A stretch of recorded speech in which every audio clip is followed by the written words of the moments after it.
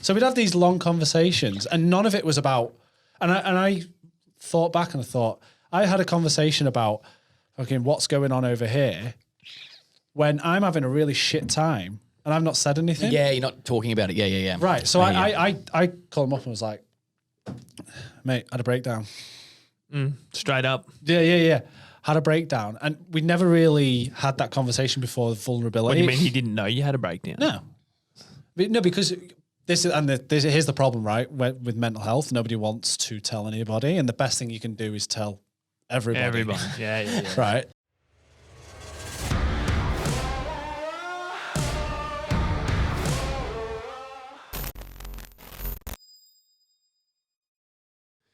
G'day legends, just letting you know that the TIACS support line is now up and running. If you're a tradie, a truckie or a blue collar worker, don't let it get any harder. Text or call, this is a conversation starter on 04 888 469 88. If you have a family member, friend or a loved one who is a blue collar worker that may be doing it tough and you're not sure where to turn, we're here for you too. Text or call 04 888 469 88.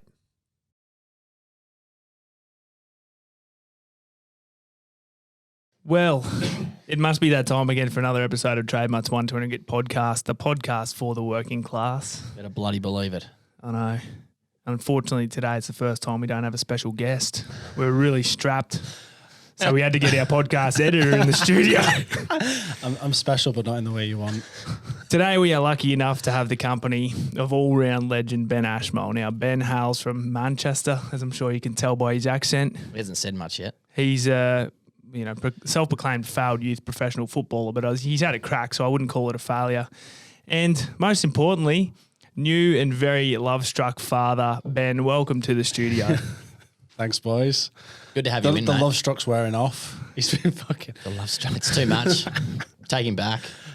Can you take him back? No, they don't take returns, unfortunately. No, the stock doesn't come back. Well, I mean, the last couple of months, we've had you in our office through COVID, which has been a welcome change. And my God, haven't we had some full-on yarns up in the office just talking all sorts of smack? So we're like, we've got to stop doing these in the office and record one.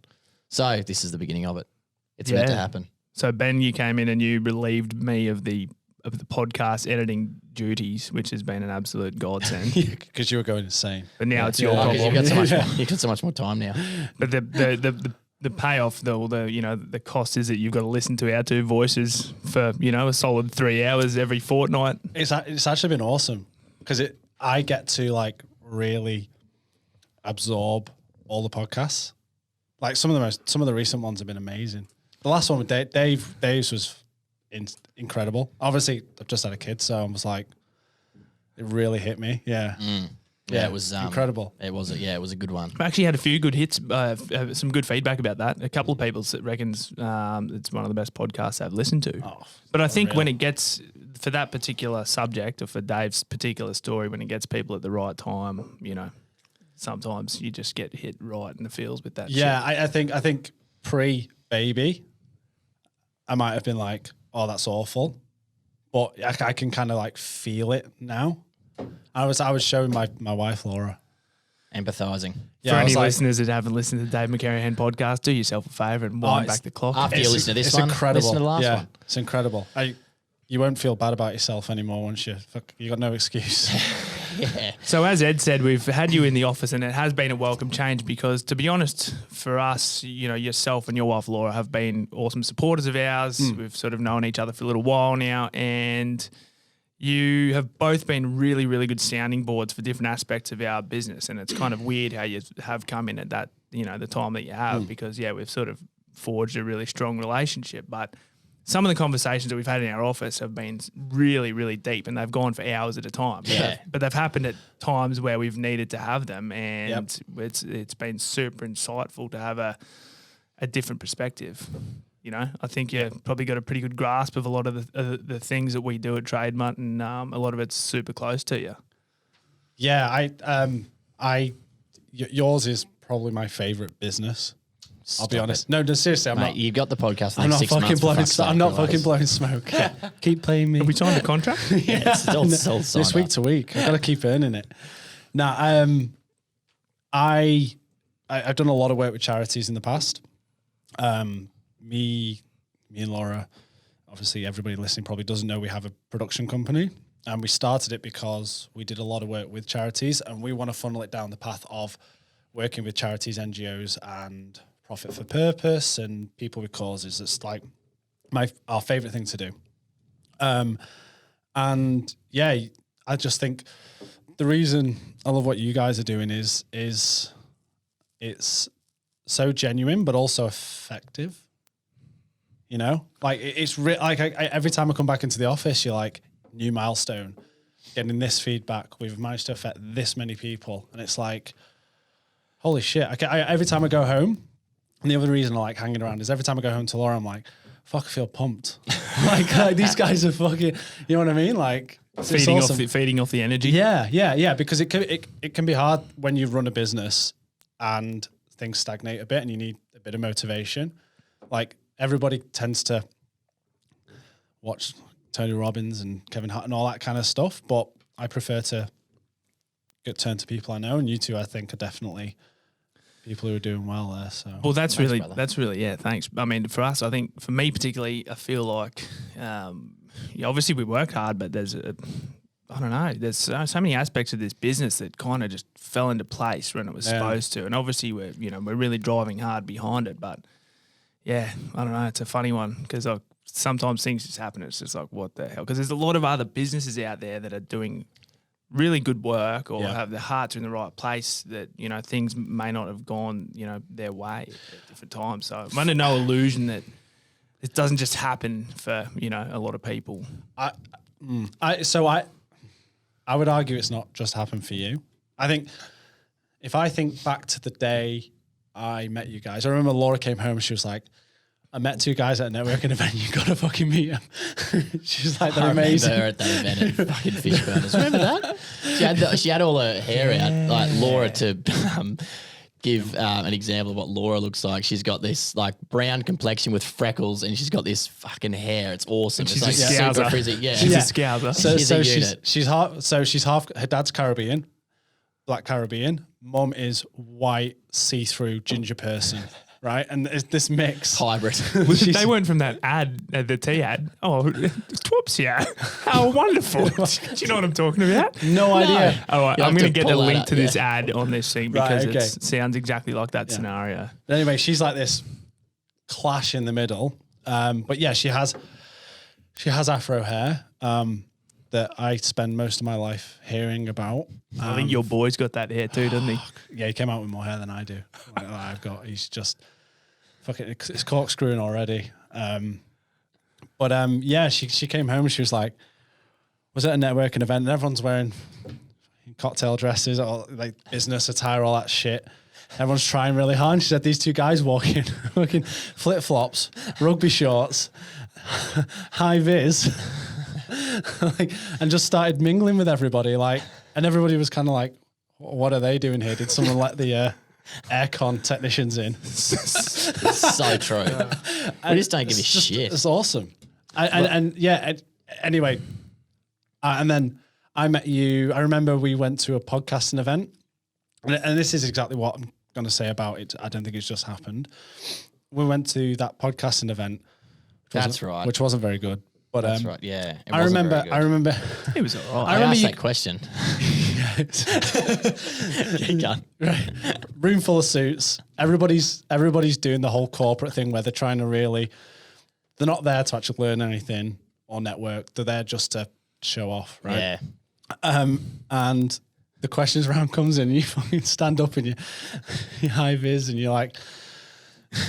What did you ask? It was about the analytics, wasn't it? I was like, yeah. How do you do it? Yeah, I was like, this is probably wrong, but we use Whooshka. And is the analytics any good on that? And they were just like, who the fuck are you? You're not our crowd. But yeah. To be fair, that was a question that we needed to know. We need to know, yeah. I need to stand up and put my balls on the line for no reason.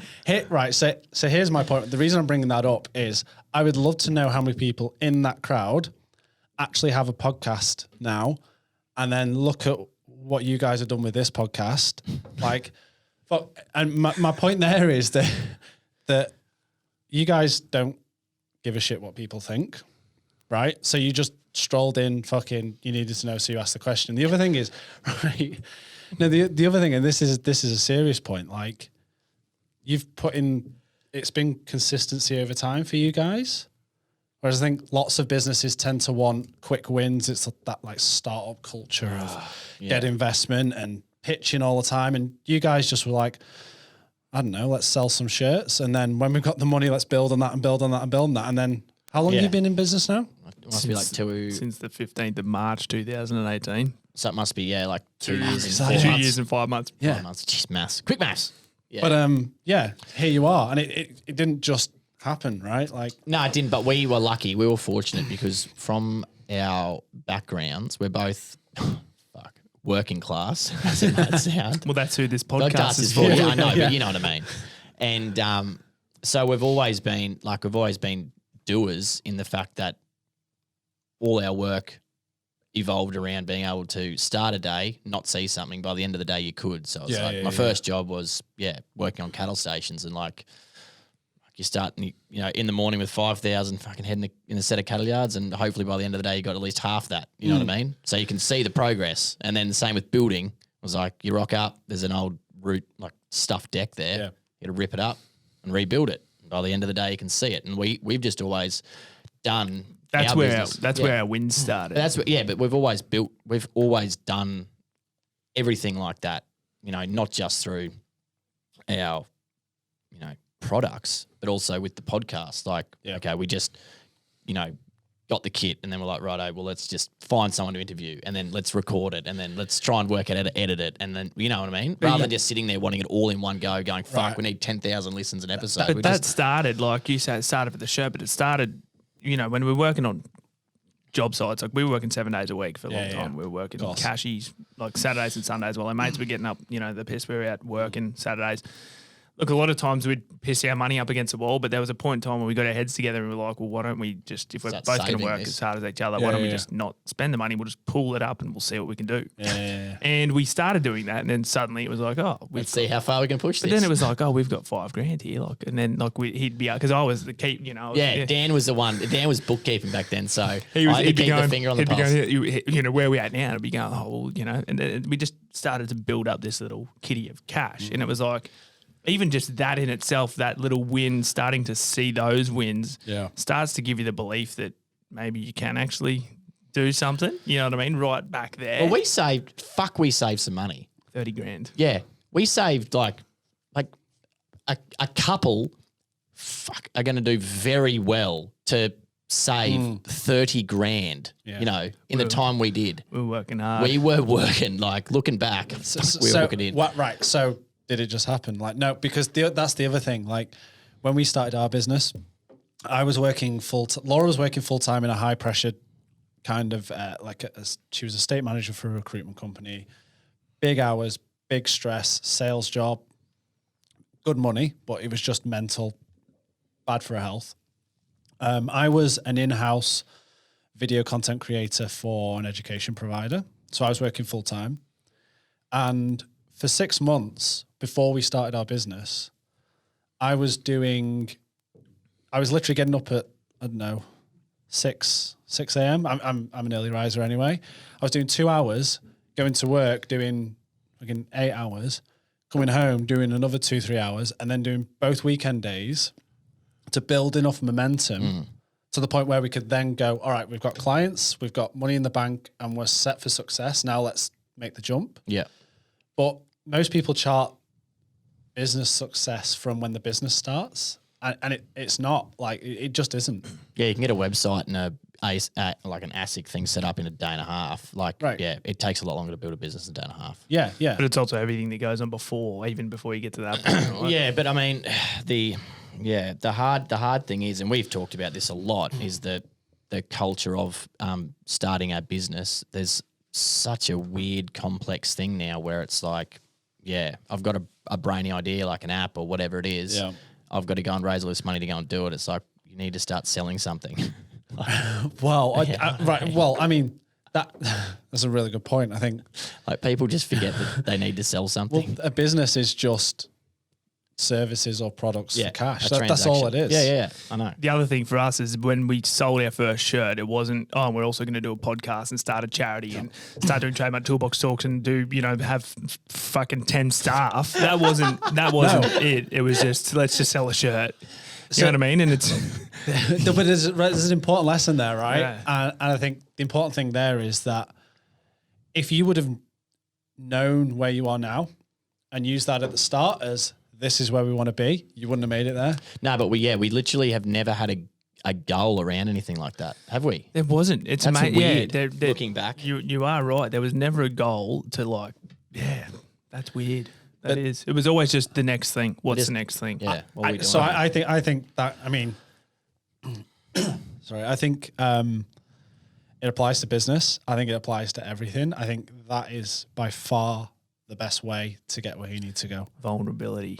I've got Putting yourself out there, shit. Here we go. risking failure.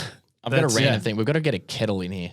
So What I do can you just mean? keep topping up my Keep the tea going. Keep the tea But going. you get one of those that keep the temperature for like, it just keeps it at the temperature. I've and you just realised another brew would be fantastic. Like old mate in China. We went to China. When we Do I went- we told you that story? We went to check out. When we went to check our first batch of shirts. Yeah. And what are we calling him? It's We not- call him Gao, but I don't know what his name was. It's just this massive, big. He looked like Buddha, but he had hair. He did look like Buddha. And his wife, he had this big teetotaling table that had this whole setup in the back of the room, and his wife was in the chair. Right. We were sort of talking with her, and then this guy came in like he actually was Buddha, and she upped and got out of his Yeah, seat. she just bailed. He And sat just down.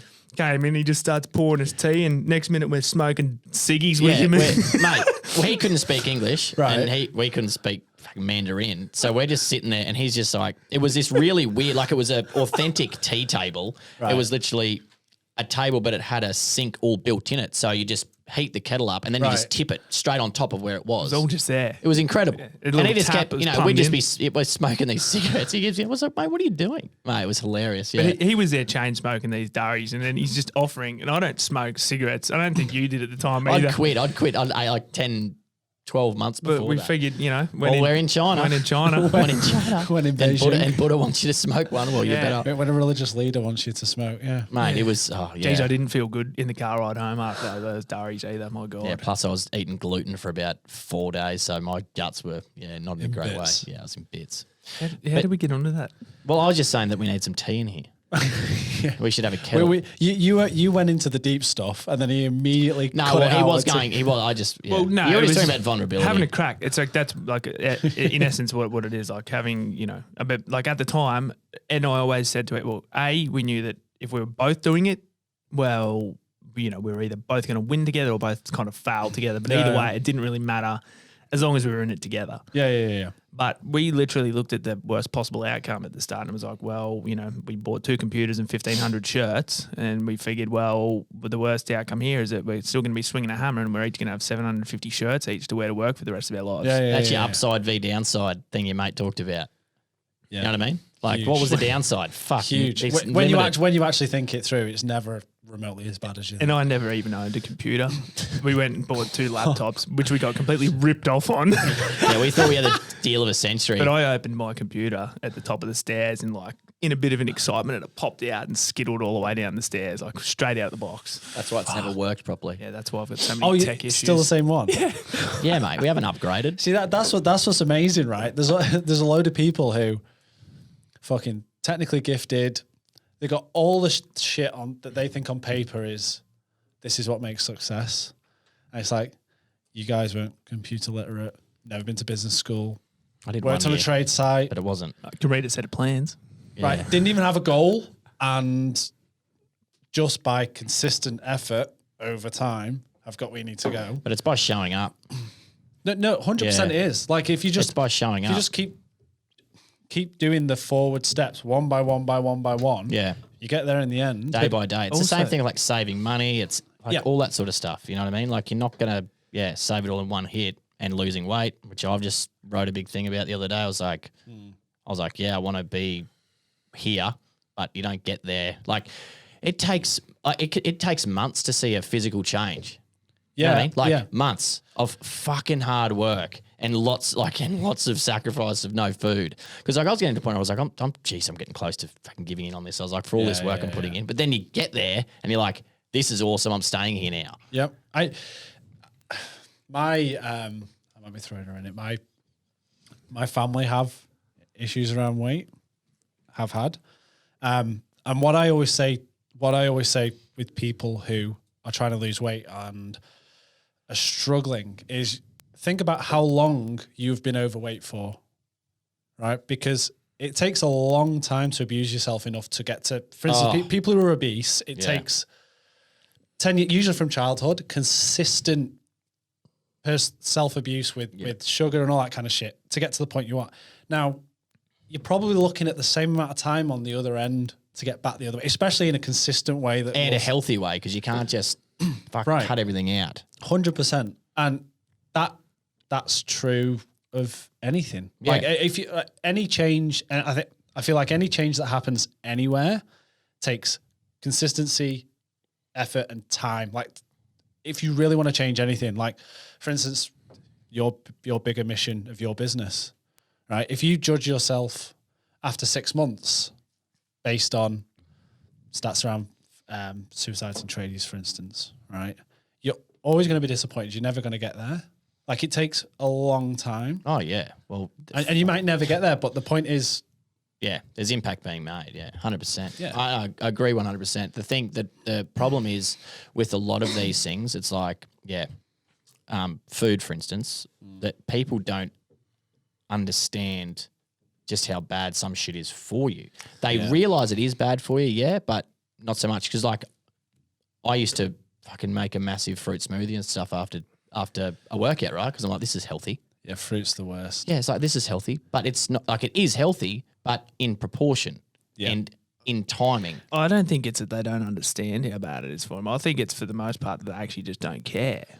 And, you reckon? Well, a little bit. There's a little bit of that, but there's also, I mean, if you talk about, people who use food as a coping mechanism, that's what it is. It's all, it's like a drug. It's like any other vice that a lot of people use to battle or to provide give them some ease through whatever they're going through. It's another coping mechanism, Yeah, I know, but that's complicated. Like it's really complicated. when it's like something fully serious. But then you got people all the time that are like, yeah, I want to go on a diet, or whatever like that, and all these fad diets and everything, and fuck, it's just marketing. People are just like, oh, these fad diets. It's actually not that. You just need to remove portions out of your day and just limit your food intake. Yeah, I think, and make sure what you're eating is healthy. The reason you get there in the first place is, and the reason you struggle to understand what's right and what isn't is marketing. Marketing fucks everyone up.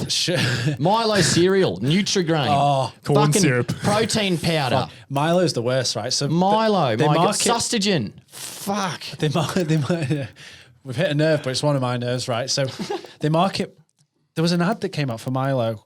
It might have been in Asia I was reading about, and they created a condition that was caused by Milo to sell more Milo, right? And they called it energy gaps, right? No, I'm not fucking joking. Yeah, sugar highs. So riding it. 2 in 4 kids have energy gaps in their day, right? So give them a Milo when they're on their energy gap and prop them up back again where they need to be. But they got to the energy gap because they were drinking Milo. Yeah.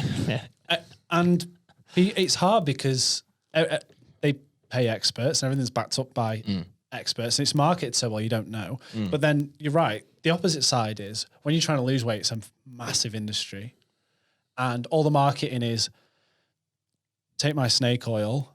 Fucking, it literally... it'll fix you. Right. And in 6 weeks, you're going to be thin. Whereas what you need to do is strip everything back to the middle and just be consistently averagely healthy, and you'll move in the right direction, but right? It's literally, I think, I don't want to go too long into food because it's a big deal. It is a bit, but I feel there's value to add here, so I'm gonna say it. Mate, you've got the microphone, buddy.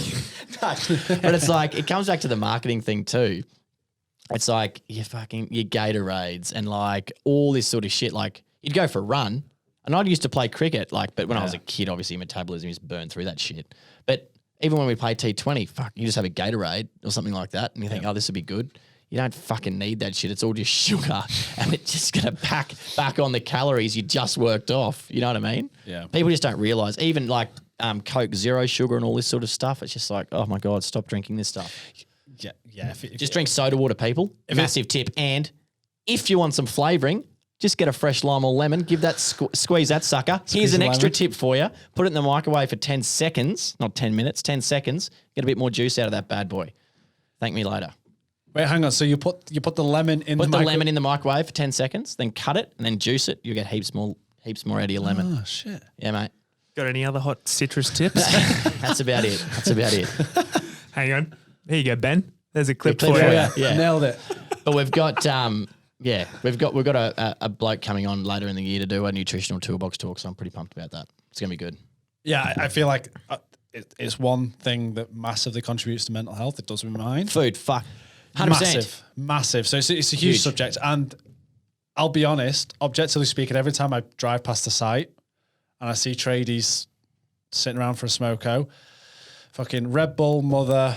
Iced coffees, like you can see it happening. You're like, stop doing that, shit, boys. Like, what are you doing, mate? I've heard of so many blokes that have got kidney stones from drinking fucking energy drinks. Wow, really? Kidney stones. Kidney stones just ruined you. Same with my auntie is a nurse down in Sydney. Hears about it all the time. The hospital's like young blokes coming through with kidney stones from drinking that shit.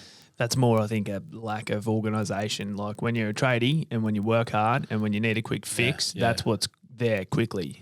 We've all been there. Yeah, well, that was me. That was me. We know, like that's years. that's not a Mate, have a breaker, have an ice breaker in the morning. Get that bad boy into you. Mate, that's like 30 teaspoons of sugar in that thing.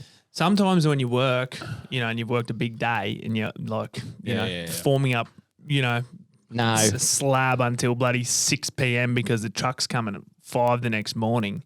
And you get home, and you're on your way home, like, it's mate, there's nothing wrong with a double cheesy. So hard to get all the way home without having a double cheesy. I completely get it. Double cheesy. Oh yeah, now you're talking. Dan loves double cheesies. Yeah, but organisation is a big thing, and it's something I struggled with when I was a tradie. I went through phases. Like sometimes I was really good at packing my thing, my smoker, and I'd make bloody because baguette or whatever. And because you get a double kick because you want the food benefit plus you're saving the money. You're like, I'm going to get double win here when I pack my smoker. You're saving the money, but then you get sick of eating the same thing all the time. 100%. And you can, and so you need variety. Yep. You need a good, consistent variety of easily achievable meals and things that can keep you going. Because if you get sick of it, it's just kebabs are on, boys. Lasagna. I'm not having any more lasagna. I go there. And the problem is my issue is I gorge, so I eat a lot. And the problem is when I fall off the wagon. Well, you're a powerlifter, mate. You can eat. I train a lot, yeah. But what happens is when I fall off the wagon, the mentality is, well, I better enjoy it and fucking fall all the way. And hook right in, And then get reversed over and go over again. And I'll literally go on and then on a it gets bender, in my system. On a food bender. I can't just have one piece of chocolate. Here's a story for you. you. Who the hell has ever eaten one piece of chocolate? Oh, this is on another level, right? I don't know if I've ever told you this, right? Here we go. So first time we came to Brisbane, we were staying with Laura's cousin's girlfriend in her apartment. And goo pots, those like mousse things? Oh, yeah. Chocolate mousse Yeah. pots? The ones you mix the M&Ms in? Yeah. Wait, what? They'll change your life. Where are they? They're in supermarket. Try one. We've just been talking about the health benefits, and but it's like it's like a chocolate mousse, and it's a mugu, isn't it? Is it called mugu? Is it? Yeah. I don't know. God, it sounds good. I was never allowed one growing up. It sucked. Anyway, Mum. Anyway, yeah. So they come in packs of 4, right? There's your big mistake. So fucking trouble. We have dessert, just me and Laura. Oh, Yogo. No, mugo. Oh fuck! Whatever. I don't know. Fucking, can you pull that up, Jamie? I don't know. a chocolate dessert, right? And Yogo. So we had 2 for our evening meal, for dessert or whatever. Okay, go to bed. Everything's well. Everything's right. This is fucking excellent. Okay. Wake up the next morning and it's like a scene from. Have you seen it in like gangster films where they wake up and they're covered in blood and there's fucking the horse's head, right? Chocolate fucking everywhere, all over my face. I look like Fucking, felt like someone just fucking splattered one in my face. And I get up and I'm like, what the fuck happened? Like, Laura was like, woken up covered in chocolate. What did we do last night? Right.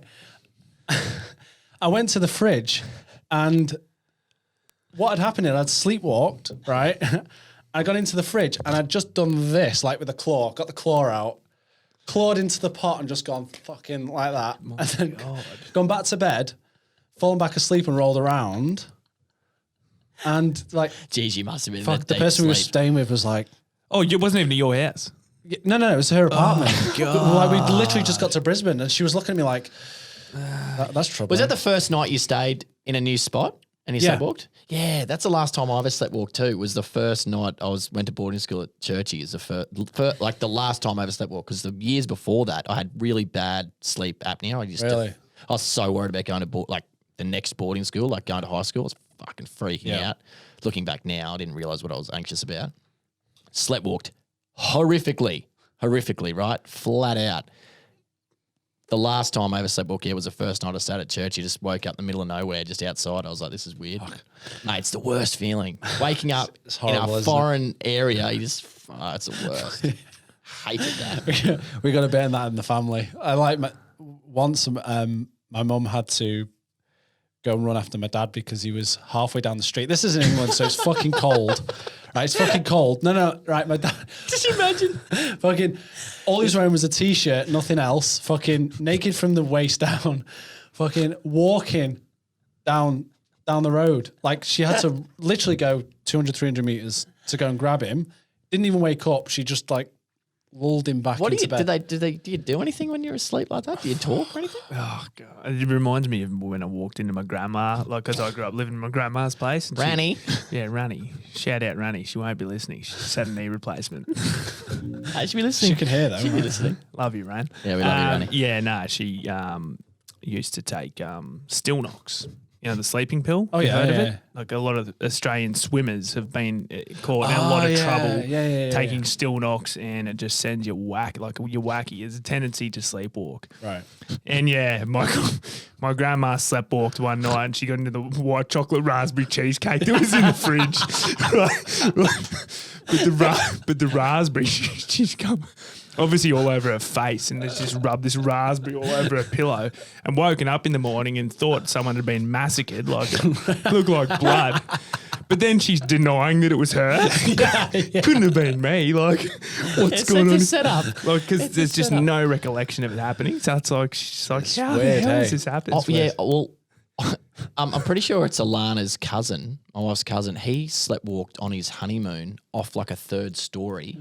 Shit. Yeah. What saved him? He hit a hammock. Like he got tangled in the hammock. No way. It saved his life. He destroyed like a leg or something. But like, could you imagine that? That's some like Looney Tunes Way shit. to bring it back to, you know. Yeah, but like, Wow. because The I dangers of sleepwalking. The dangers of sleepwalking, yeah, because I freak out whenever I go see my godfather at his place because he's on like the 23rd story at the Gold Coast. Right. And I'm always like, geez, I hope I don't sleepwalk and for some reason jump over that railing because that would be horrific. There's a weird thing with, I get that with heights. Heights, don't you? But that's not in a, this may sound really weird, but like this idea that, geez, I could climb over. That's the fear of heights. I could climb over the other side afraid. and climb back. Yeah. The fear of heights is the fear that You'll jump. Yes. Yeah. I heard that the other day. I was like, that is so true. Yeah. Because like I'm afraid I'm just going to be like, this looks cool. But if you get on top of a building and look over the edge, though, you feel yourself going. So you know what that is, right? You know what that is? I learned about this. I learned about this, people. Right? No. Where's that voice been? It's one of your fucking accents. No. So back in the day when I was at uni, I did applied sports science. Had to do a healthy amount of sports psychology, and it's probably a good lesson in this actually. So they train athletes to not ever internally vocalize negative language, even if it's I think don't do that negative stuff. So the Michael Jordan one's a good one to go with. So if you're taking a free throw, if you think to please, like, don't miss. If you think don't miss, your body hears miss. Your brain interprets miss, right? And it has that effect anyway. So they try and retrain athletes to say, you're going to score, right? Don't, and it just goes along with if you think through the negative, you're forcing yourself to the negative. And the idea is when you're at a height, you're thinking, God, I don't want to fall. And your body is subconsciously taking you there because all it's thinking is fall, right? And it's that positive mindset.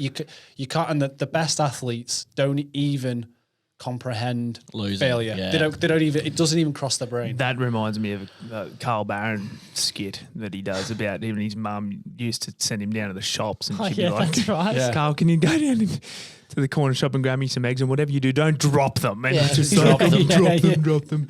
Get run over. Like, all that shit. So. The best thing out of that Michael Jordan documentary was that quote that he had when it was like, why worry about a shot that I'll miss a shot from I haven't taken yet? Like, why worry about missing a shot I haven't taken yet? Yeah. It's so fuck. I was like, I've never heard anyone articulate it like that. It's true.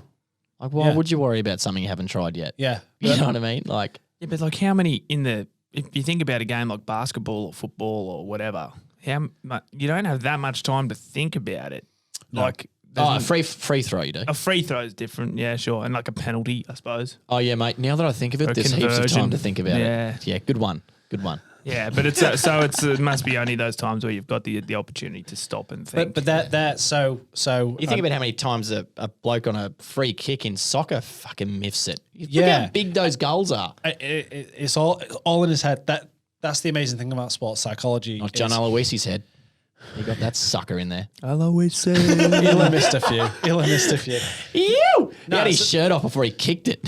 So the best psychological mantra you can follow for doing it, to be honest, for doing anything that you're trying to achieve is the Nike slogan, just do it. Yeah. Right. That's the key. So I'm not massively well versed in basketball. I'm a casual fan. But from what I understand, LeBron James is bad at free throws or relatively bad at free throws. Right? Yet is by far and away the most talented basketball player currently playing, right? But when he's on his own and he's had time to think, he overthinks it. That was my problem as a footballer, circling back to the football. Like, I was in my own head.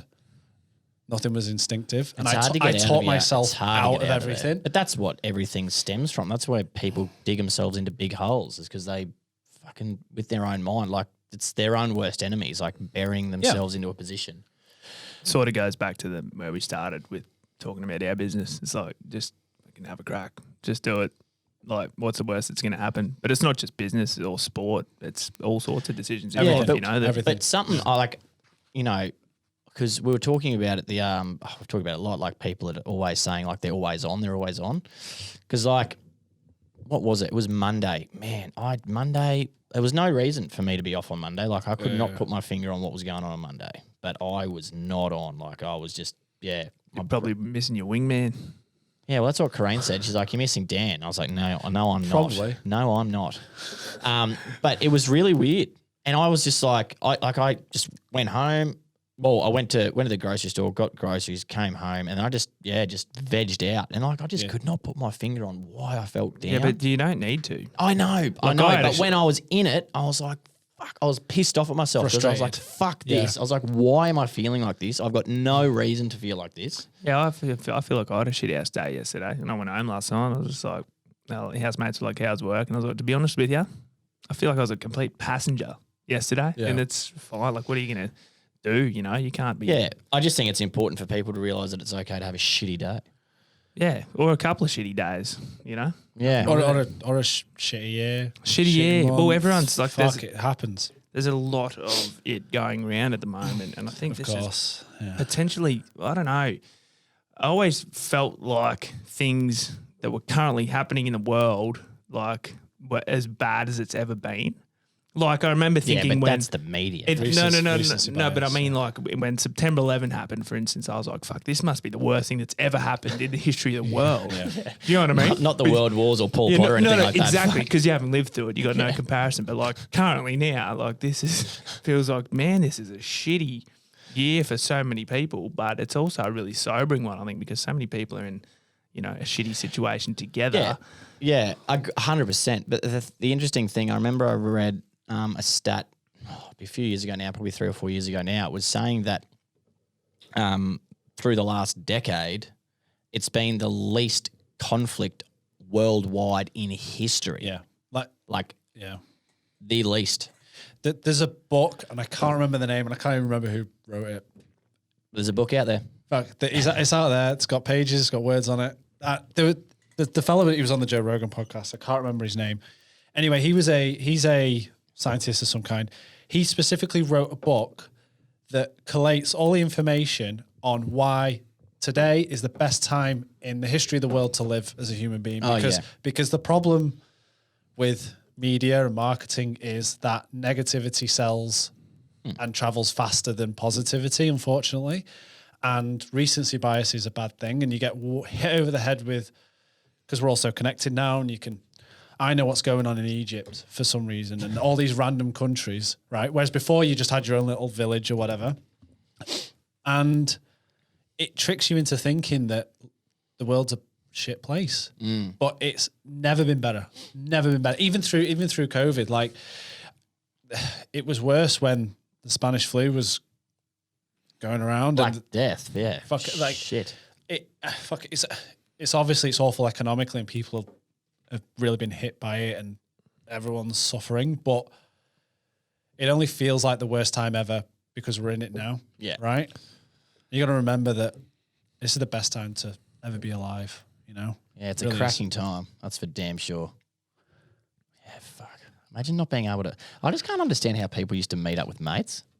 I'll be there. I'll be there at 5 p.m. before phones. And then you write a letter to your mate Steve. It's like, I've really fucking stiffed Johnny this weekend. I've told him we're going at 5 o'clock. No one's going. And you always have that, like, you get there first and someone stood you up, and you always have that how long do I wait moment where you sat there like a fucking idiot for like twiddling your 45 minutes. You wouldn't do that to me. I've really been making a point for the past, I don't know, maybe about a year or so. I haven't really talked to you about this either because it's not a big thing. But when you're in those moments, like if you're going to the pub to meet someone or anywhere at all, you're waiting, don't pull your phone out because you feel awkward. Because it's just like it's okay to be on your own. It's okay to nearly headbutted the microphone. It's okay to be, you know, in your own space there for a minute. Like you don't need to look like you've got mates. You know what I mean? I feel like so many people pull their phone out when they're on their own just to look like they've got this big life that they're you know dealing with. I don't think so. I honestly, I think what it is it's compulsive. If you look at anybody ever, like you go and get a coffee, right? You order your coffee. It takes 40 seconds to come, right? If you're lucky. And people you've got a good barista.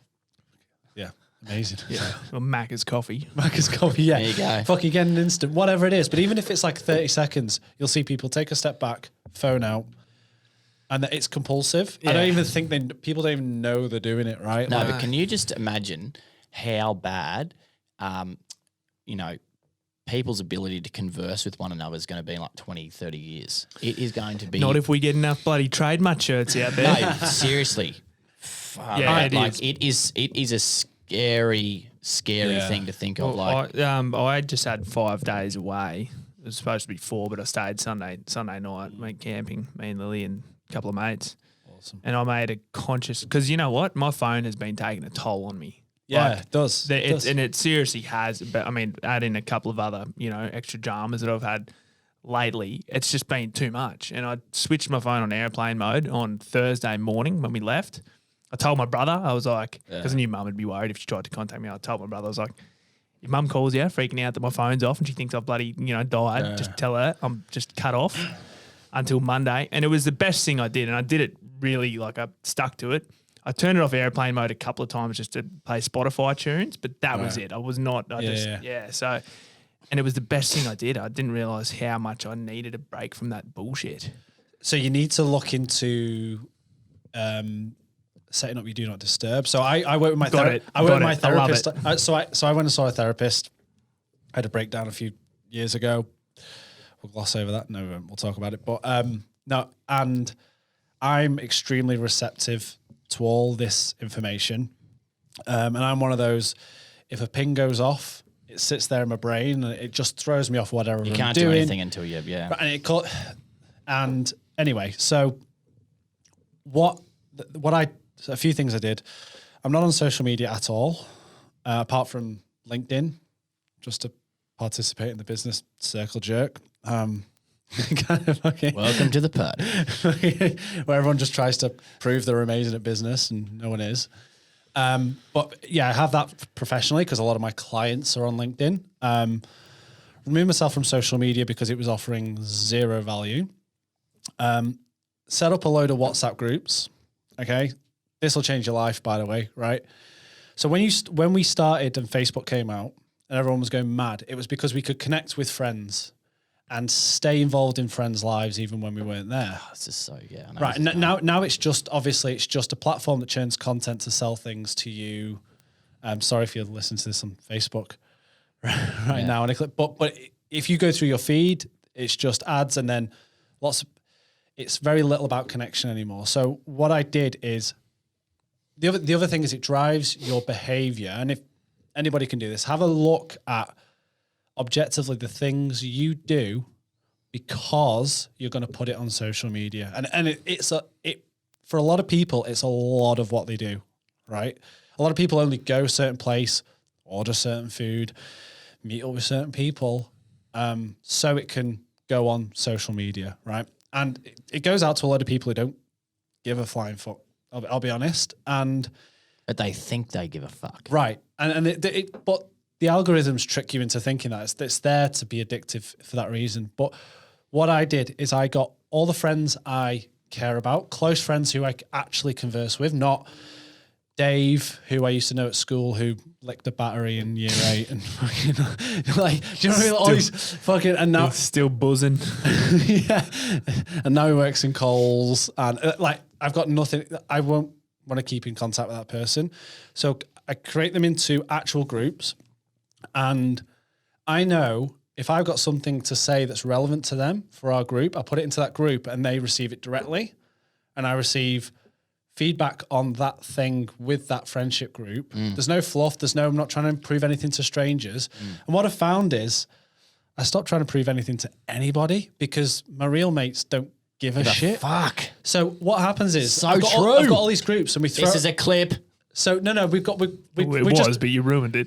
we just had a kid, yeah. Yeah. So we share pictures of our baby with people who actually care about it. We have like a little family group and they're all like, yes, we want to see baby. So we're not spamming people. And that's a good way for them to stay connected around the subject. But I've got other mates who are like, can you stop sending the baby pictures? Just fucking stop it. Like, we're not interested. But it also means I have genuine conversations in those groups. The other thing is, and here was another turning point, we had a friend who had a baby a couple of years ago, and this is what drove my wife to quit social media. It had been 6 weeks since her best friend, one of her best friends from school, she's got a group of like 5 or 6 best mates, and it had been like 6 weeks since she had a first kid. And Laura was like, I've not spoken to whoever it was, and I think I'll give her a ring, right? Gave her a ring. Oh, hey, how are you doing? I've not spoken to you. And her friend was 100% like, yeah, we have. We've spoken heaps of times. And it wasn't. It's because your brain can't differentiate between seeing a picture in a feed and having a connection with somebody. So her brain had tricked herself into thinking she'd spoken. They'd actually spoken. They hadn't. They'd seen each other's updates in a feed, right? And not had a conversation. So That is, I was literally just about to ask you about that. Because do you feel as though you have, like, I'm a phone call guy. Yeah, as in yeah, like, yeah. you know, Yeah, well, yeah. I don't have to ring this dickhead as much anymore, which is good. But like, you know, I've got a couple of mates, you know, 2 or 3 mates. Yeah. Like Uncle Greg's nearly a daily phone call. Matty Lindsay, he's like, yeah, maybe once every couple of weeks. Yeah, yeah. But like those conversations are like meaningful. You know what I mean? Like you sit there and you have a genuine conversation. Everything else on social media, most of your other mates, is just like that. Like you just seem to see what's going on. You know what I mean? And you only sort of call if you haven't seen something, I think. Well, you don't call it just kind of hovers around your life and you're aware of what they're doing. But, But you don't really, do you? right. And this is the point. So my best mate, been my best mate since we were little kids. He was best man at my wedding. One of the things I did when I came out from the therapist is I realigned all of my relationships because they were fucking way off. I didn't realize it. So we were best mates since forever. We never had a real conversation about anything that fucking mattered. Honestly, seriously, like therapist was like, so what do you talk about? And I was like, we're both pretty deep thinkers. So like philosophy and shit. We're not like Philosophy and shit. no, seriously, Aristotle? not that deep. Him. But like we talk about like deep shit, but not about each other. Yeah. So we'd have these long conversations, and none of it was about. And I thought back and I thought I had a conversation about fucking what's going on over here when I'm having a really shit time and I've not said anything. Yeah, you're not talking about it. Yeah. Right. So I called him up and was like, mate, I had a breakdown. Straight up. Yeah. Had a breakdown. And we never really had that conversation before, the vulnerability. What do you mean he didn't know you had a breakdown? No. No, because here's the problem, right? With mental health, nobody wants to tell anybody. And the best thing you can do is tell everybody. Everybody. Yeah. Right. So I called him up like, look, I had a mental breakdown. And he was like, fuck, okay, what's happened there? And I've gone back to, no. That was quick. That was just response. No, but to him, it's like, didn't know at all. So I've gone through it. And Well, you must be okay because you're sitting here, right? You know, Yeah. So that's what he's thinking. yeah. And we had a long discussion about what's happening. And he gave his opinion on it. And then, you know what happened? He was like, well, since we're going there, fucking, here's where I'm at. So he's having like relationship issues and he's had run-ins with the past, never knew a thing, known him all my life. So we now have this relationship where It's open. you know what? We don't talk. Sometimes it'll be 3 months because he lives elsewhere, obviously, not in Australia. Well, we might talk every 3 months, but when he calls me up, it's like, mate, I'm struggling with this and I don't know what to do with this. And we'll go for fucking 5 hours and I'll come back with, here's what I'm struggling with. And it's amazing because like, and the more you do that, the more you can kind of lighten the load, you know? Yeah. And it's been amazing. Yeah. 100%. How many people do you reckon are in, like have mates in relationships like that where, you know, they don't actually realize that it's not as deep of a relationship that it maybe is. Yeah. You know, like, and all, like I know I find like Most, I'm yeah. probably, I feel like for the most part, I'm kind of on the opposite side. Like I'm quite open with people from the get-go. Yeah. Too open. As soon as you come on in, boys. But as soon as you do it once, you immediately, like you just said, you did it once, and then it was like bang, whole new dynamic of relationship. Yeah. And that's like proofs in the pudding. You know what I mean? Like it happens across the board. Well, he recently had problems in his marriage and basically didn't know what to do. Did you explain the canoe theory? Please tell me. We've gone over the canoe theory is several so times. But anyway, he basically was like, I'm going to get a flight. Can I come stay with you? And I was like, mate, of course. He came stay with us for 3 weeks, chilled out, relaxed. We spoke every day. I know for a fact, pre having that conversation, he would have never come. He would have just been on his own, fucking dealing with it. And who knows what would have happened, right? And I think a good acid test. Who was on your podcast recently who spoke about this? Where Lockie Stewart, No. Mad Boys. my boys, but yeah, he said a really good acid test, and I did this. Is it's really important who have a few really close people, but have a think. How many of your mates, if shit hit the fan and everything went wrong, who would you actually call and say, "Can you help me?" And I remember doing that exercise and realizing there's no one. There's no one, not even my wife, you know, who I would have in little bits, but I wouldn't have complete vulnerability, right? And gone, you know what? I do not know what to do. I need help, like asking for help. And I think everybody should do it. And pretty soon you'll realize, because you need 3 or 4 of those, I would say, at least one. Like you need at least one, right? Yeah. Well, I was just reading a question, doing a bloody interview thing for a magazine, got a wedge of questions to answer. Yeah. And one of the questions was something along the lines of, do you think older men find it harder to open up? And it got me thinking a lot, because it's like, well, is there an age sort of barrier that prevents people from opening up? But I kind of think that it's just from a different generation. Older people may not have practiced having these kinds of conversations, so it is harder for those people to open up.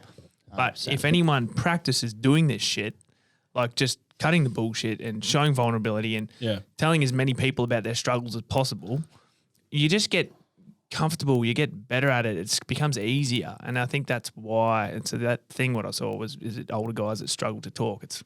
I think probably a lot of people, no matter your age, maybe just it depends. Haven't practiced, haven't tried it, haven't done it before. Depends on exactly who you are and how you've been raised and stuff like that. Like my grandfather, Big Gaz, he'd be listening. Like he's going through a bit of stuff at the moment, but like he just love you, Gaz. Grumps.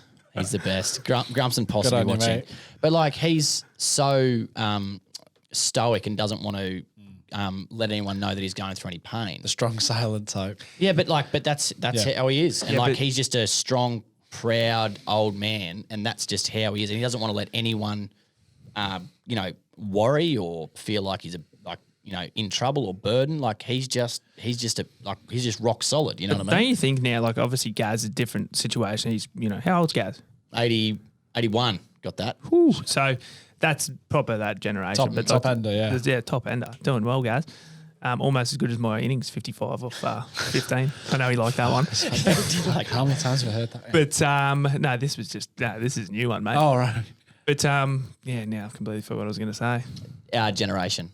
Yeah, well, now it's when you see people who are all sort of caged up and not willing to show vulnerability or talk, it's so easy to tell. It's easy to tell when someone's got their guard up now. And it's not something you'd ever make fun of or ever ridicule anyone for that because they just haven't got to that point where they're willing to open up. But I think now more than ever, there's a thought of, I know I certainly have it, it's kind of like, oh, you'll get there soon enough, and I hope you do. You know what I mean? It's like, I kind of think you're not fooling anyone here, least of all yourself, but you'll get there eventually, and I hope you do. Do you watch that show Billions on Stan? Have you seen it? No, but I know of it. No, all I seem to have seen is ads for fucking Yellowstone. Yeah. No, fuck. I haven't watched that. Billions. I've just started watching it. It must have been, about 3 weeks ago. And there was a really interesting quote in that show. It was she's a psychologist. Yeah. And she's like, sometimes I'll let the car crash happen, like metaphorically. Like I'll let the car crash happen because I'll be there to help them. But they need to go through it to learn from it, because no matter what I say, it means shit. You know what I mean? And it is so true. That's why, as in, like, you sort of need for people to, have hit the rock bottom, which you always talk about, but still just know you're there for them. You know what I mean? And I would, so I'm not alone. I think everybody says this. Rock bottom was the best thing that ever happened to me. But because I came to terms with the shit that was holding me back. But what was your rock bottom though? Like describe what that is, you know what I mean? Like what is that? You know what? I probably didn't hit rock bottom. Like I don't want to say. No, it was your rock bottom. What was it? Come on. Yeah, and that's the thing. And you may hit another lower rock bottom, but so far that was rock bottom. But I think people associate rock bottom with suicidal and stuff like that. So I just want to qualify that I don't. No, it's not that. It's just where you had to push off from. Right. So nice one. Yeah. Don't wink at me. So the best thing anybody's ever done for me in my life was my wife forced me to go and see a therapist. Right. Anybody listening, if you've not seen a therapist yet, even if you're mentally well, go and see a therapist. Right. It was the greatest thing I've ever done. I went. I had 6 appointments. That was it. Never been back, and it changed my life. I completely agree. And people should make it their business to see a therapist when they are mentally well, because that's the best time that you can understand how it actually works. Because also when you're mentally well, it's easier for them to go, do you realize you do this?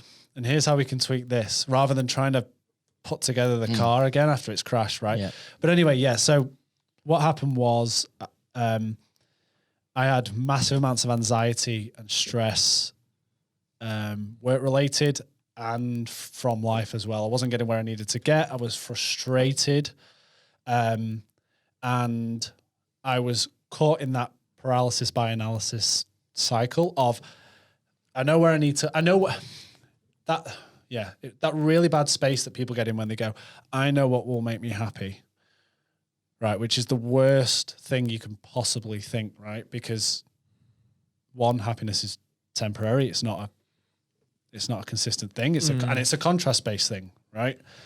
The bigger the contrast, the bigger the happiness jump. But a lot of people go with, and I did, I'll be happy if this. I'll be happy if I have a different job.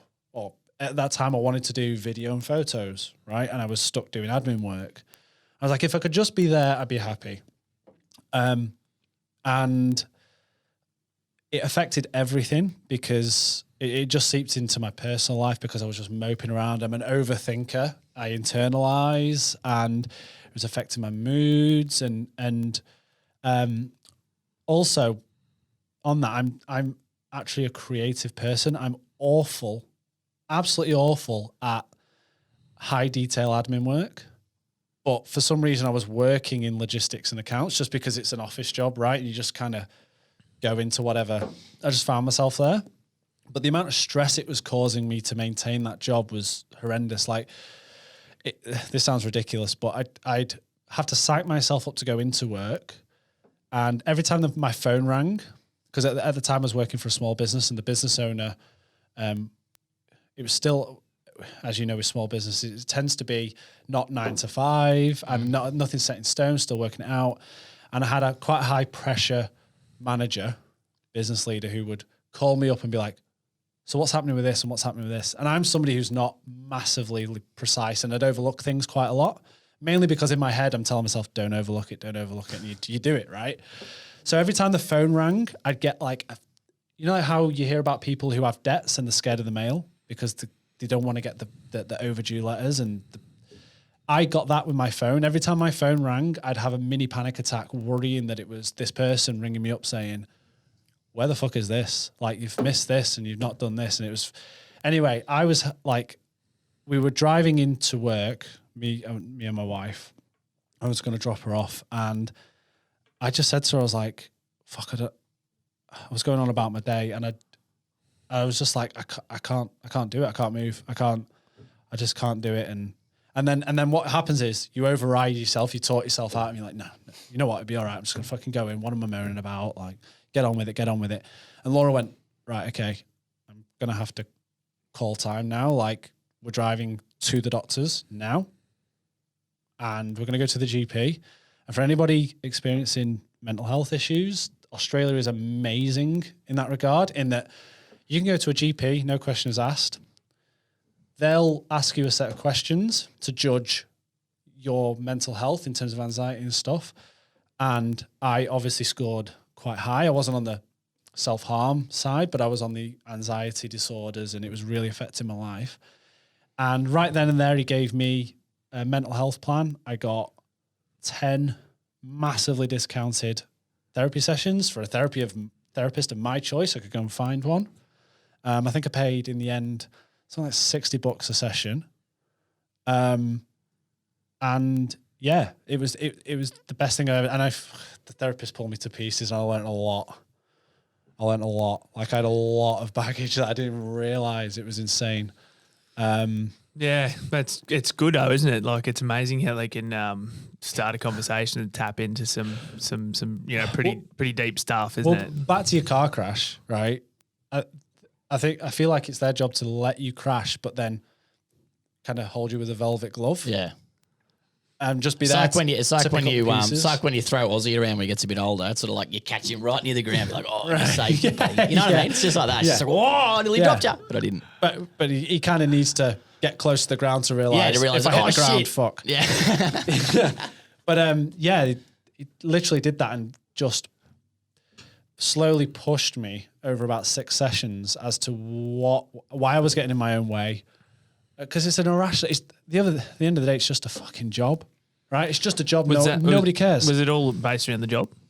Like obviously there's deeper stuff potentially that taps into, but it was like that job was just that breaking. The job was what I was focusing on. Yeah, it was. I had bigger problems, fear of failure.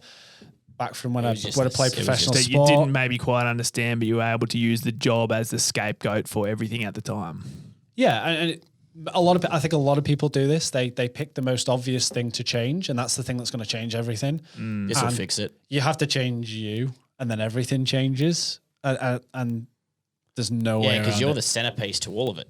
It's not all shit. It's just your shit. Which brings us kind of all the way back to the stuff we were talking about with food earlier. It's like the diet stuff is great. You can try and go on diets, but often there's a deeper reason why you're using food potentially to cope. And it's not 100%. Until you can tap into that stuff that the diet even has a chance of fucking working. Do you know what I mean? Well, I was an personal opinion, obviously, but I was an overeater as well. Yeah. So the discipline I learned from it, because the other good thing about seeing the therapist was he didn't just go, okay, let's get down to it, have a cry. That's what's wrong with you. He actively gave me tools that I use every day, like every single day. Start my day the same way, and he gave me tools to work through. What's some of those tools? So the first thing is start to take control of your environment. So anxiety, in my case, was from a lack of control. I wasn't doing what I wanted to do. I'm a stuff problems down, head under the covers kind of person. Don't address things. Don't do conflict. Don't raise things. So what happens is if everything's in your blind spot and you keep it in your blind spot, you're constantly worried about being hit by it constantly. And that's how anxiety builds, right? That was my issue. So what you have to do is do little things to take control of your environment. I get up early. I used to get up when I get up. I started getting up at 5:30 a.m. on the dot. Not because it's good to get up early, because I chose to get up at 5:30 a.m. So I start the day with a conscious decision of I'm doing this, right? And then it goes from there. Like people do cold showers, right? It's not because a cold shower is fucking nice. It's the horrific. But I'm making the decision to get the cold shower, right? And then I'll go and exercise. Nobody wants to get up at 5:30 in the morning and do a training session. I don't care who says it, right? But you force yourself to do it. And then over the day, you do lots of these and you stack them up. And the one thing the therapist told me is discipline breeds discipline and ill discipline breeds ill discipline. So if you start loose, you're on a negative on the scoreboard, 100%. Right? That's another Boise thing, right? Win the morning, win the day. Yeah, it's true. It's so true. And because like Jordan Peterson, I remember I watched this clip of his the other day, and he was just saying you need a schedule. Everyone needs a schedule, right? It can't you can't just go to bed at any time, and you can't just wake up at any time. You can on a holiday, but fuck, for your life you cannot do that, because you are just going to set yourself up for fuck ups, because you just get yourselves in bad routines and everything's out of whack. So setting a bedtime, and we've spoken about the bedtime app on your phone. Do we finish that conversation where you started with the bedtime thing? Because that's the best thing ever. The bedtime app is bedtime will change your life. You know bedtime? Oh, no, you don't have an app? No, it's not the app. It's just a setting on your bedtime. You just set it on your iPhone. So what time do you want to go to bed? And what time do you want to wake up? And it says, okay, you're going to have 9 hours sleep. Yeah. And it'll give you half an hour beforehand. Put your phone into flight mode. Not flight mode, night mode. No, do not disturb. Yeah. Do not disturb mode. And then that's it. So literally I'll be sitting on the couch, like I'll go ding, ding, ding, 8:30. Like perfect. Sweet. I just get up straight to the room. That's it. And then I'll just either read for half an hour or I'll just go to sleep. And I wake up 5:15 every day. Changed my life. Yeah, the bedtime app's the best. I use it a lot, and it's good. I'll read you my do not disturb schedule. So I've got business do not disturb. So Monday, Tuesday, Wednesday, Thursday, Friday from 6 p.m. to 8 a.m. the next day, nothing gets through. No emails. Is that an app? No, that's just in the. That's just you can set a schedule. Oh, that's it. You can do that on bedtime app on the bedtime thing. Yeah. So mate. Because the other thing is, I know out. at 4 a.m. if I get an email, Yeah. I'll be like, I've got. So and then weekend, all day Saturday and Sunday, gone, nothing. So I didn't, and I make a conscious effort to not check. How do you change that? That's what I've got. Mate, I'll talk you through it. But, you know, I want But- a but piece yeah, of this that isn't a action. show you how to go to bloody bedtime podcast. It's just, you know. Well, we're helping the people, helping me Yeah, too. it's a big deal, and the only thing that gets through during those times are phone calls and text messages and those WhatsApp groups. So I know when I get a notification, it's somebody who actually wants to talk to me about something that actually matters. Yeah, agreed. Nothing else gets in. Agreed. That's so important to disconnect from these fucking devices. How bad? It's toxic. How like your parents on Facebook? Yeah, your mum's on Facebook. Yeah. Do you I know have where you you're going. noticed that they're just on the fucking thing all the time now? Yeah. Like my mother, I have not gone out for lunch, had a dinner. She's like, I'll go get the phone out and take a photo of this and send it to her. I'm like, Mum, fuck, please. Come on, let's just put the phones away. They're It not is so bad. So they're not. They were never. They never had a childhood that prepared them for how addictive this shit is. Like we've had a little bit of desensitizing. We know what they've had, like a shot to the arm with it, Yeah. and they just. So there's a business. There's a business that's Brisbane based, and they're massive, and they just run content for over 50s, and they do like content holidays, Yeah. like Yeah. all this kind of stuff. What's the name of it? Just curious. Something I know 50s in the name. I can't remember. Doesn't matter. But anyway, there's a crazy stat that of the active users on Facebook, or it might have been people who are the most easy to market to, is all that boomer generation. Like if you want people to spend money, aim for them because It's so weird because even dad. Like I've had dad, like I haven't seen dad in months. He'll just fly into Brisbane and then he's like I'm sitting on the couch watching the footy. Well, what are you doing? He's like, oh, nothing. Just sitting up there on his phone. Yeah, Like, but what are you doing? You got to understand they were pretty late to the party. Yeah, not yeah, your yeah. parents, just that boomer generation yeah. in Mum and general. dad. No, yeah. They- I understand, but I think that there's a major problem with that demographic and phones. yes, Major problem. There's a number of problems with that demographic. Yeah, Phones are we're one just- of them. Yeah. No, but it's weird though, don't you think? It's just sort of swung in the other way. Because 5 years ago they were saying get off your phone. Now they're on it more than you. Yeah. so there's I a have lot. nothing to add.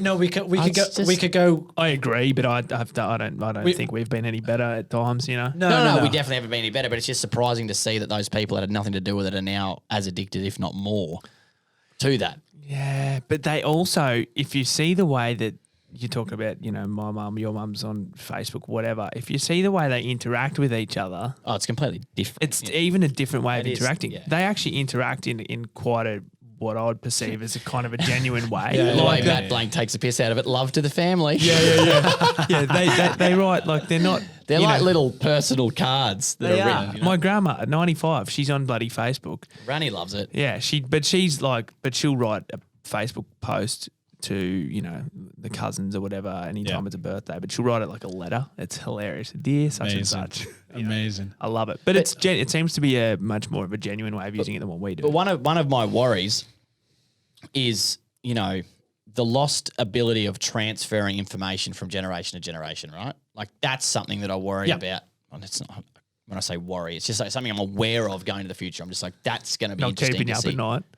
No, but it's just interesting just to think, you know what I mean? Like when I was growing up, very fortunate that my folks were like, you're never having an Xbox, you're never having computer games. You live in the outback, you've got a horse, a motorbike. And a gun. And you just drive around, shoot shit. No, seriously. Mate, it was Well, awesome. awesome. I had a semi-automatic gun when I was like 7 or 8, driving around doing water runs with a dog, mate. It was the legit, right? But what I really cherish from those moments is that, you know, we're on a little station. Dad always had a few staff. Every night we'd have dinner, and it was like, you know, the jackaroos or contractors who ever worked with Dad, Mum and Dad, my sister and I. We'd sit there, and we had to sit up there and have dinner with everyone and communicate and listen and like hear stories from the day. And like that was awesome, you know what I mean? And when Nan and Pop would come, same thing. Like they'd be telling stories, and you'd have to sit there and listen. You don't see that now. you like go to a restaurant and it sort of pains me in a way because I'm like, see that poor people on the kid phones. is sitting there on an iPad because it's easier for mum and dad to like give it to him than for him to have the shits and sit there and listen and learn something. But he's supposed to, for development, have the shit. So, I mean, we're going through this in the moment. It's like, at what point do you just take the easy route? But I know you guys talk about this a lot, but I think this goes back to the whole campfire thing, right? Like, we process all information by telling stories. Oh man, yeah. So, I love this. I love this. This is how we transfer information. That has been true. Fuck, I remember when me and Laura went to Darwin, went up to the NT, and we went and did Kakadu National Park and stuff, and you go and see the Aboriginal. Anyway, this Aboriginal elder was talking us through the process, and he was like, "There's levels. I think it's called Ubir. Yeah, it's called Ubir, the rock formations, and there were levels to it when you get to the top, and each level had different story on there. That was a level of education." So what happened was when you get to the first level at a certain age, you're ready to hear this story. And it was literally, this is where you see the fish, and you get to some point, this is where you see the fish, and they've got all the parts of the fish in there, and it's showing you how to get the best out of a fish, to eat a fish, and how to hunt. And there was one there, like the first lesson they got was around crocs, right? Because crocs were a problem for little kids, don't go near waterways and stuff. And they had all these stories that they would tell in front of the paintings to show these kids so they'd learn. And that hasn't changed. That honestly, that hasn't changed. The problem is you've got to think who's telling the stories now. And unfortunately, I think with kids, and this is the thing with TikTok, right?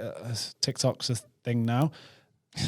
Brands who are trying to sell things are telling the stories, not the people who. It's not genuine, and I'm not saying.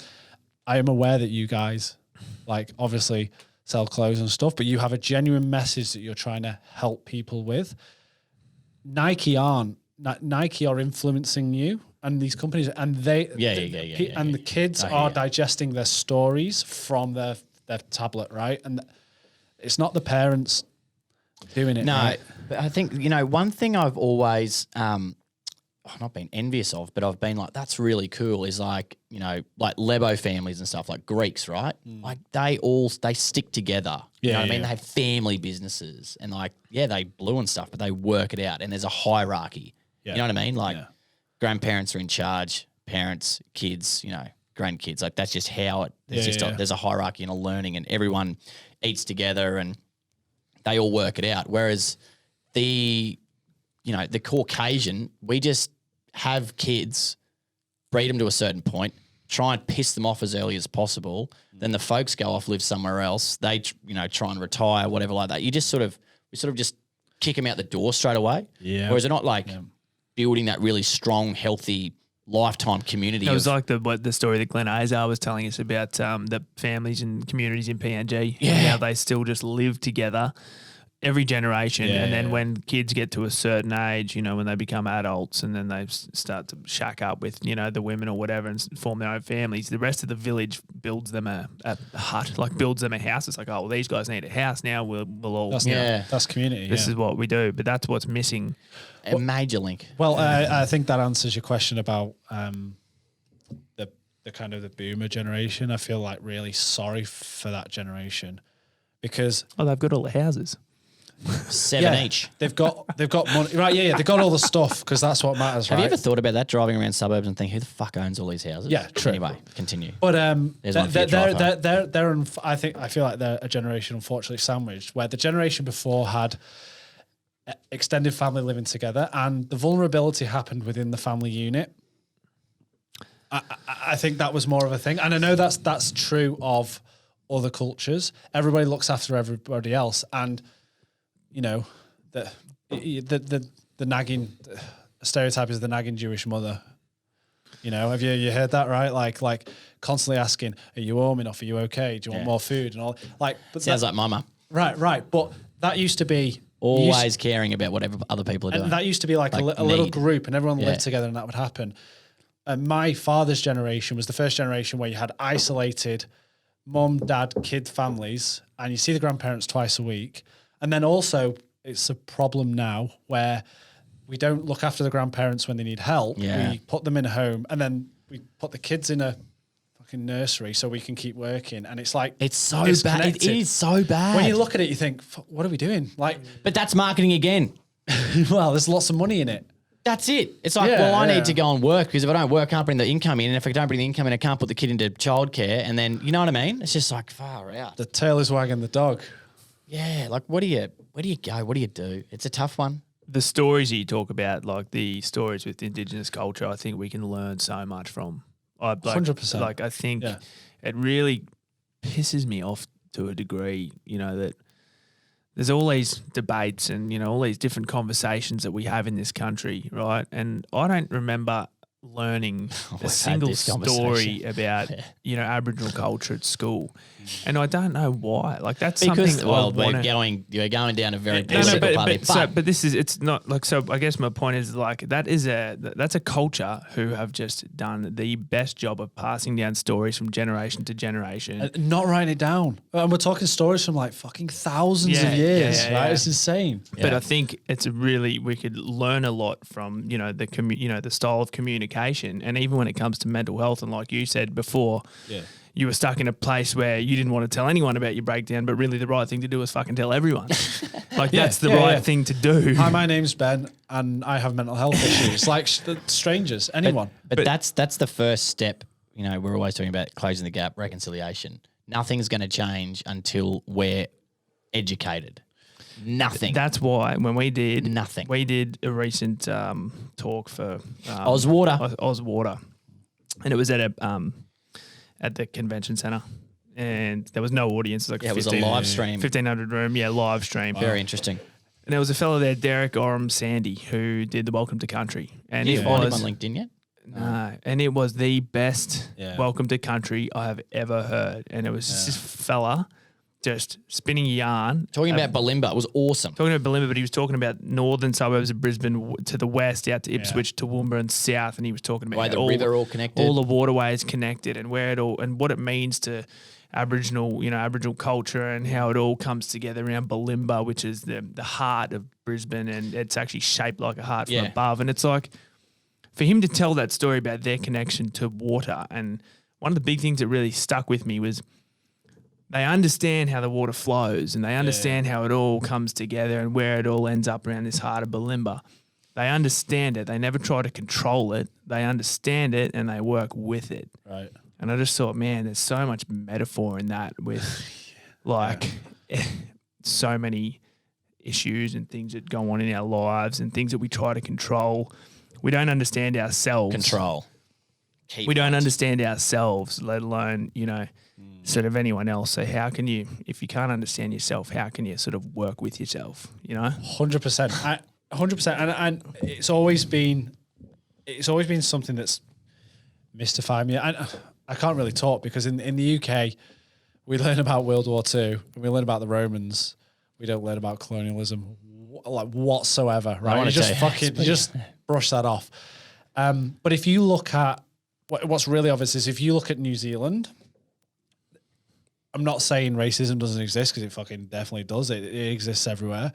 But they make a conscious effort, even at the government level, to celebrate the Maori culture. Like it's woven into, even the language is woven in as much as physically possible. And here it's like, I mean, it's just not a part of day to day. Non-existent. But you think about it. Could you imagine the outcry? Could you imagine the outcry if the Wallabies had it's just announced, right? Just announced Wallabies have got to go out and they'll perform an Aboriginal dance before, you know, the next test match. There would be a fucking outcry. The one thing in the world, like you don't even have to know what rugby is. Yeah. Everyone that's got a TV or has read a newspaper knows what the haka is and knows how sacred it is. Like that's what's wrong, you know, in this country from a cultural standpoint. We have fucked that up so bad.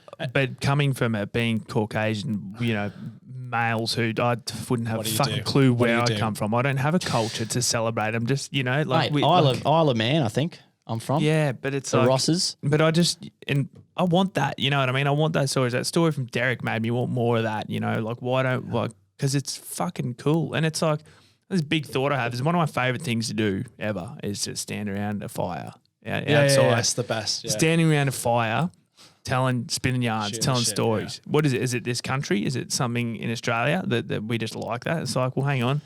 Fuck, there's a culture that's been doing that here for fucking thousands of years, dancing around fires and telling stories. And it's like, you wonder why as Australians we like that? It's because it's in our fucking soil. When I was working in South Australia for about 6 weeks, we went down there. My cousin got a lease down there on this property and we had to go down and do this big muster. Anyway, myself and a couple of the Indigenous fellas from the community where we used to work, we went down there.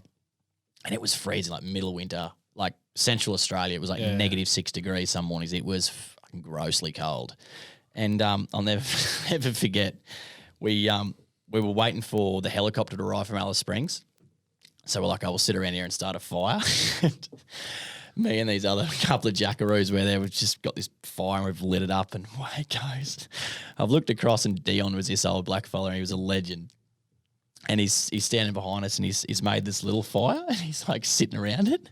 And I remember he just looked over at us. He goes, "You white fellas are mad. You make big fire because you're cold and then run away from it. Us black fella make little fire and sit around and get warm." Oh, mate, I'll never forget that. Brilliant. It was just like, it was so true. It was like, you dickheads have gone over there, built this thing. You do not need it like that. You just need this little fire and you can sit around and do exactly what you wanted from it. It was just so, I learned a lot that day. It was great. There's something I think I want to tap into somehow, and it's that power of storytelling, and it can be inspired by a culture that's inhabited this land for a lot longer than we have. And I think if we did more of that and got better at doing that, there's so many social kind of issues. But it connects everyone there. It is, but that's all it is. It's a sense of community and belonging and spinning yarns together. So we don't do that enough, and it goes back to the social media shit we were talking about. Well, we do because everything's relayed by story, but we're outsourcing it to people who are trying to make money from it. And it's true everywhere in the world. Honestly, it's true everywhere. I just think it's a human thing. It really is. Like, if you go to the pub with your mates, how does the conversation go? And it's always like, mate, I've had a shit day. This happened, this happened, this happened. Well, have you heard? And you can even go all the way to like, what is religion? Like, religion is just, there's a fucking big book full of stories that you're supposed to learn lessons from. We could debate religion all you want, but if you're learning anything, it's through you. Obviously, you can do the facts and the figures and the stuff, but I'm bad with the stats. But there is a stat somewhere about memory retention of if you tell a story that adds context to a statistic. Massive amount. Yeah, but that's what I saw this thing. It was on SBS. It was about people that it's insane memory tests, right? Yeah. So they have these huge competitions. They'll get like 2 A4 pieces of paper with little numbers, right? And this bird can like literally, she's like the world champion. She'll just read it through, just mixed numbers, right? Yeah. And then that's it. She'll just shut it up and she can recite the whole thing to someone. I hate those people. But she said, and this is exactly to your point, she creates a story through each number. So and each number represents something, and then she will actually create that. That's the same thing with remembering people's names. You know, Mind blown. When you're supposed to affiliate something with their name. Dan, Dick. Yeah. Yeah. Fuck knuckle. Wow, fucking Ashmole's a bad one. Fucking my name is a bad one for that. No, but that's true if you sort of if you associate that person's name with a feature or a hat, I'm not going there again. Yeah, go on. Go on.